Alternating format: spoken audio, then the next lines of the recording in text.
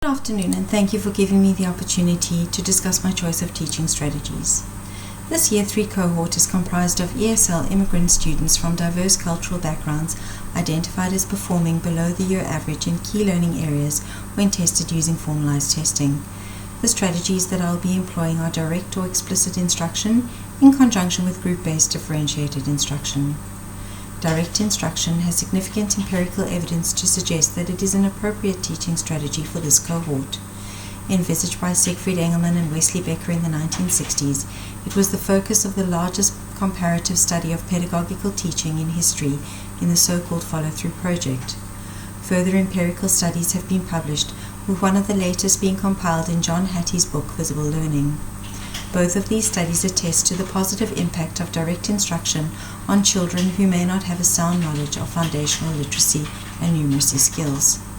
Differentiated instruction has been defined by Tomlinson as a philosophy of teaching that is based on the premise that students learn best when teachers accommodate for the differences in their readiness levels, interests, and learning profiles.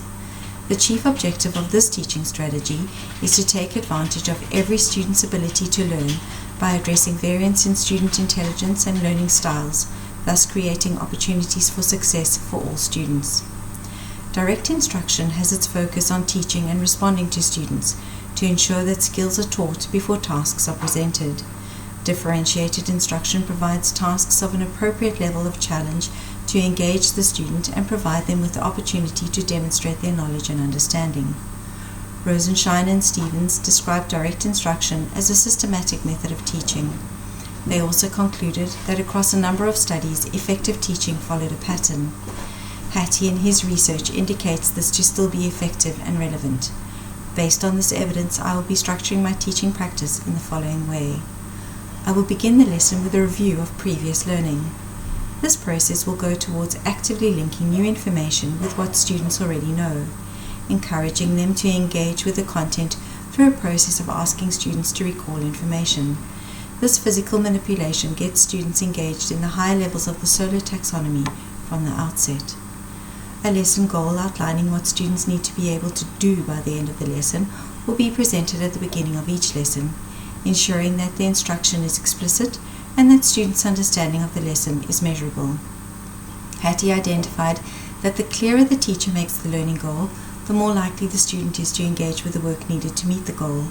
He noted that this process boosts self-esteem because the more aware the student is of the criteria for success, the more they can see how specific actions can lead them to attaining it. I will present new material and skills in small chunks. High levels of practice of new skills ensure that everything that is taught is reviewed. Asking a large number of questions and checking for student understanding will give plenty of opportunity for positive reinforcement. This process of frequent feedback and correction will allow me to adjust my rates of instruction to accommodate individual student mastery.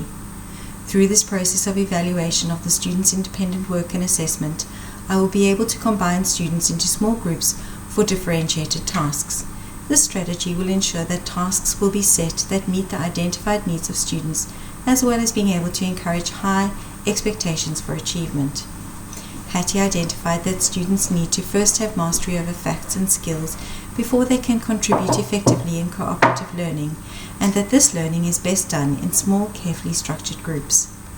I will be able to use differentiated instruction by designing groups activities that cover various levels of the solar taxonomy. Tasks and groups will be set according to ability and interest. They will range from those that target remembering and understanding through to activities that concentrate on evaluating and creating. Differentiation can be made in 4 areas: content, process, product, and learning environment. I would suggest that the impact on students' learning by choosing these 2 teaching strategies would be to create active, passionate, engaged learners. Direct instruction is rich in structure and content with a focus on basic skills, which demands the attention of the student through guided practice and feedback. Learning opportunities will come through direction, redirection, feedback, and intervention to check that content has been correctly understood.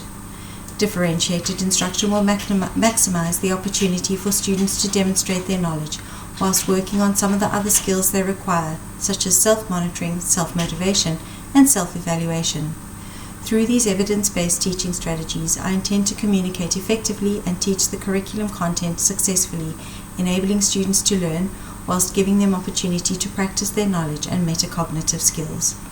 It is my belief that the use of these strategies will lead to the measurable acquisition of skills and knowledge in key learning areas.